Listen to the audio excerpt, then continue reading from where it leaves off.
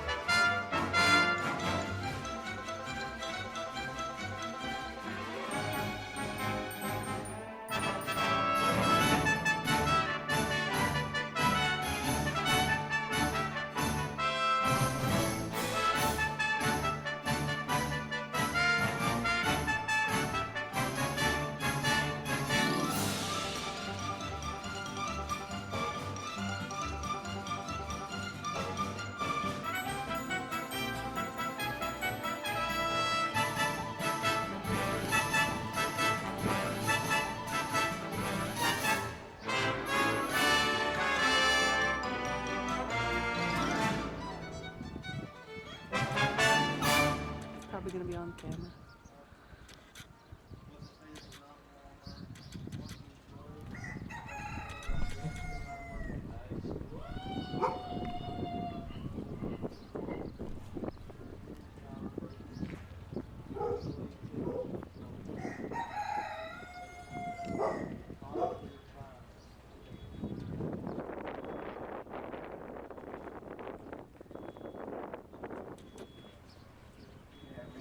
Death, I'm still a-laughing at the greatest secret of the mighty superstitions and where I found that gold. How I love to dream and wonder that someday it will again give up bounties of her treasures to some lone and struggling men. Till then, you keep on searching and take with you your guns to find that precious yellow gold just lying in the sun. Now, if you put in $1, I'll tell you clues on how to get to my mine. Hold like that to your collar. There you go. What did you get? Don't just stand there. Get on over to Prospector's Palace and they'll teach you how to pan for real gold. Go on now. It's right down the hill next to the mine tours. If you're too lazy to do the panning, you can just buy those gold nuggets I brought in from my mine. Before you go, give me $1 and I'll tell you how to get to my gold mine.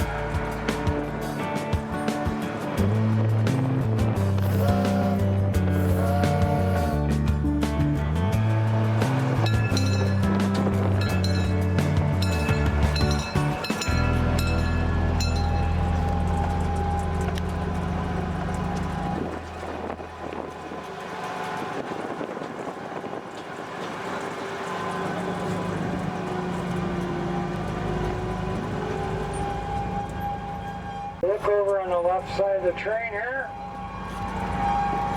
We got a variety of the cacti that grows here in the Sonoran Desert.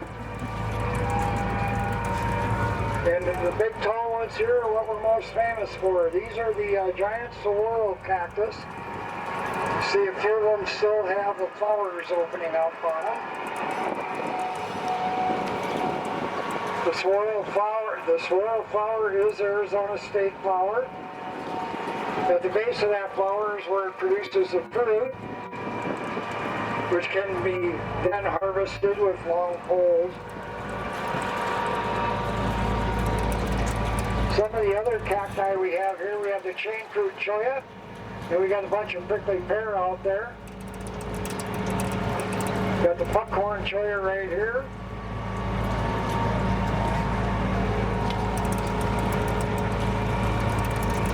Probably the most popular cactus here is the prickly pear.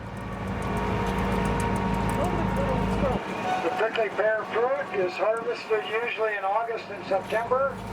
It's processed and they make a syrup out of it. From that syrup, they flavor many things.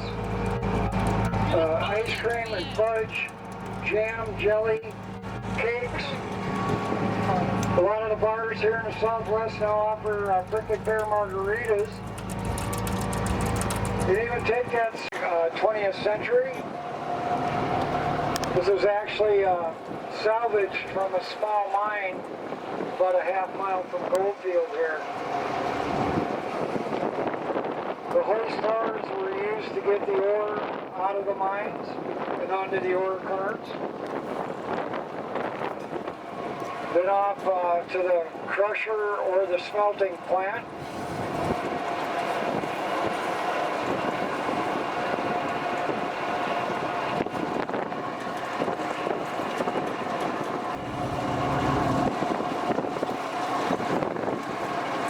Get past a couple of these trees here. You see some mining equipment over there across the fence. This is the only working gold mine in the area today. It's called the Old Wasp Gold Mine. It's owned by a company out of Canada. And currently what they're doing, this couple days a week now, they'll fire up their equipment over there. And you can actually see in the hopper right there, they do have some tailings in there. What they're doing is they're going through the tailings and they're recovering the low-grade ore that they passed over the first time they processed it.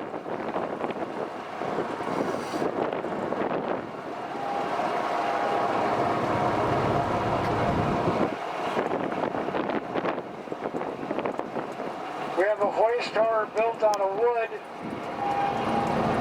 that was commonly used back in the 19th century, up until about the 1870s, 1880s, when steel was more common.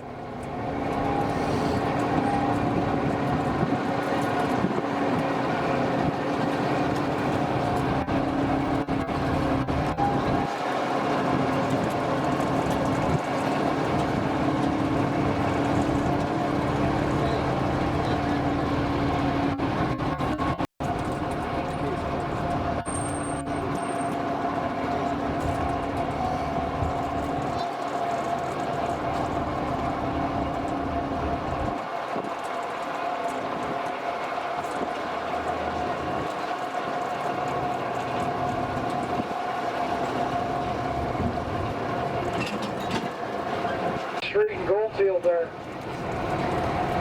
And then this old prison cell up here, that was salvaged from the old Yuma Territorial Prison.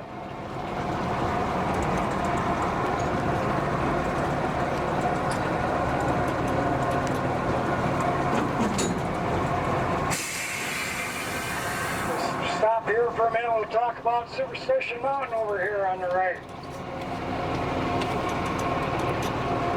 We're looking at the western face of it. Superstition Mountain's a little over 5,000 feet above sea level. It's about 8 miles. Actually, believe it or not, the result of a caldera volcano that started erupting some 25 million years ago.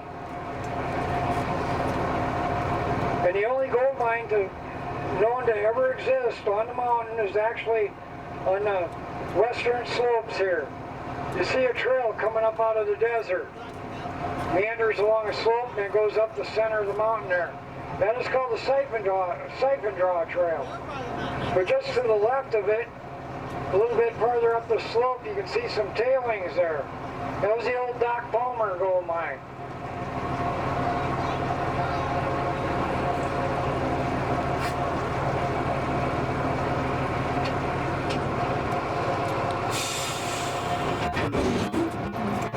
And up ahead of us here, on this trestle, is a narrow gauge train, and this one's actually was a steam-powered locomotive. Commonly used in mining industry.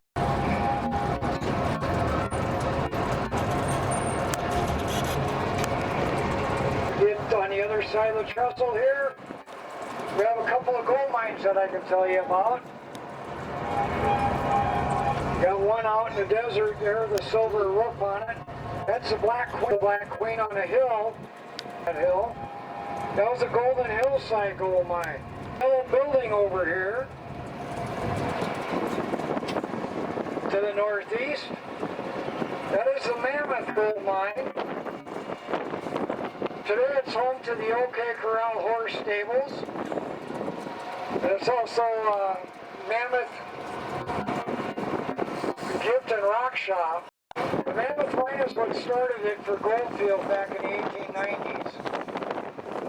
Some prospectors out of Mesa were working up this wash.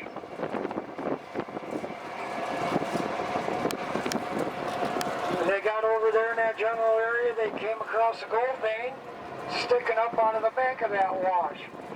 They filed a claim on it. They called that claim the Mormon Stope. They worked it for a while, but eventually they sold it. That was buying up claims and developing them into gold mines in the area. And prospectors sold that claim for $25,000. It went on to become the Mammoth Mine, the largest and the richest gold mine in the valley here. The Mammoth produced a little over 60,000 ounces, so it was a little over $1 million. Then a little bit later on, the Mammoth was plagued with flooding problems. One of the shafts that they sunk in the middle of the wash, and the diversion dam that they built to divert the water failed. And that flooded the mine a couple of times. Made the ground very unstable, which is very costly to the mining companies.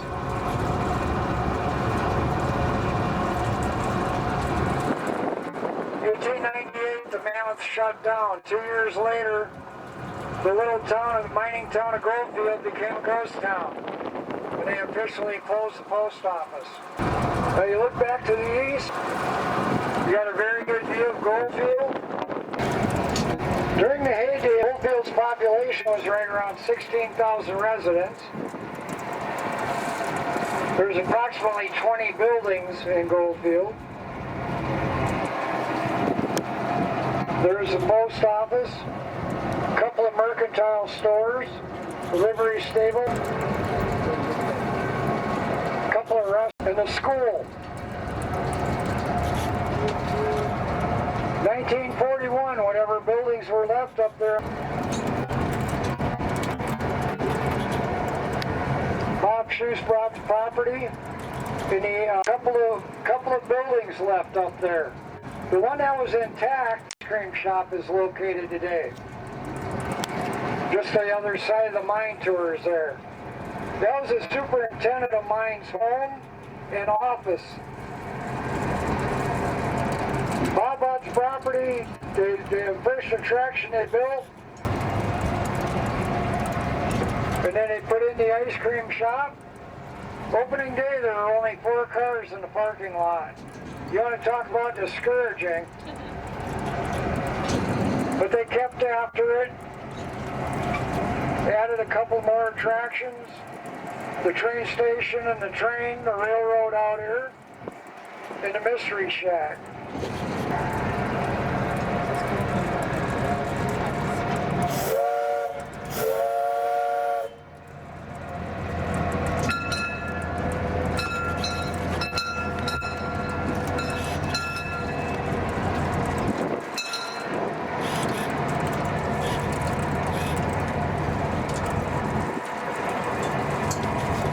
And then we look off to the right side of the train to the west, about 1.5 miles to the west. There's a large rock outcropping over there.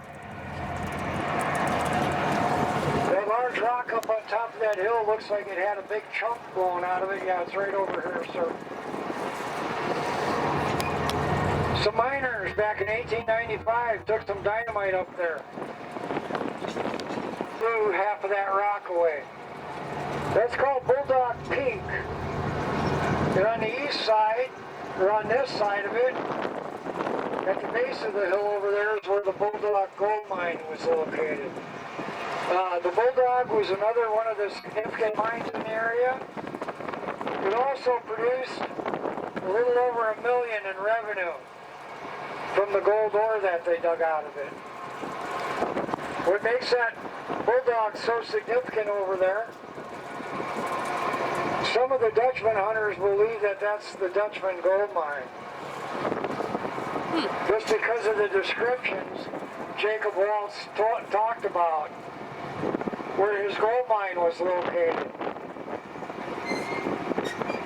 He stated that at his gold mine, there's a vein of quartz, 18 inches wide, 400 feet long, with fingers of gold running through it. That would have been the main vein of gold that they found and talked about. If you get to the red round top hills, you've gone too far. You need to turn back. Hills are right there to the northwest. If you're on a military trail, you can't see my mine. But if you're at my mine, you can see the military trail.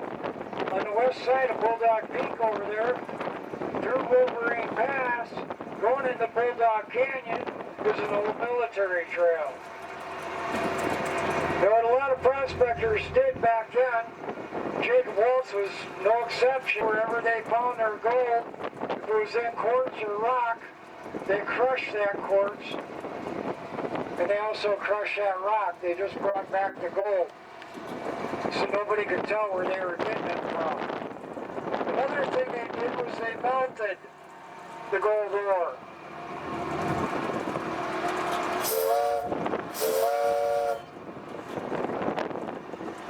That's why probably even today, over here in the Superstition Wilderness area, if you're hiking around, you can find some old diggings up there. And if you're lucky enough to get there before anybody else did, you can actually find equipment where they crushed the rock or the quartz. I've even had a couple of friends that found small furnaces up there where they melted the gold down and carried it out of there.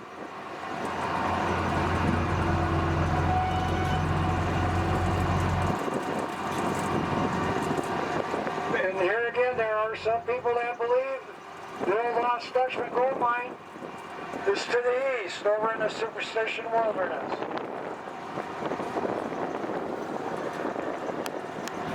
Some people even believe today that the Lost Dutchman was lost forever in the spring of 1887 when a major earthquake hit the area. In the 1880s, there's no equipment to measure the severity of the earthquakes, but some geologists estimated it to be between an 8 and a 9 on the Richter scale.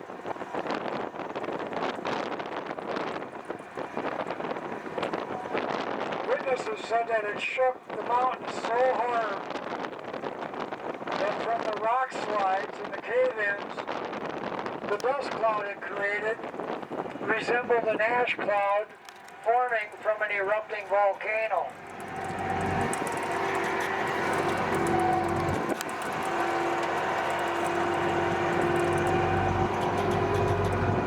So they say today, you'd be up there in the wilderness area, you'd be standing on a gold mine, and you would never know it.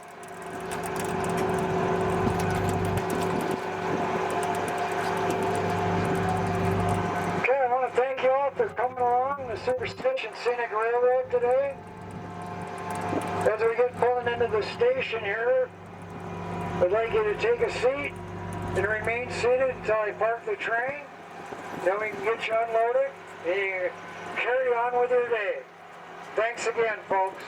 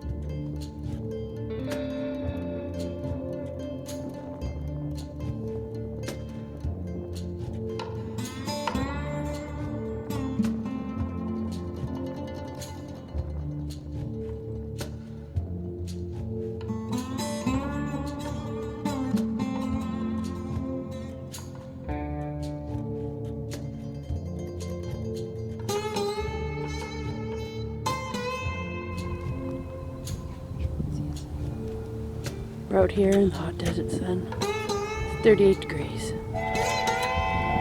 It's the sound of the train. Gold's on that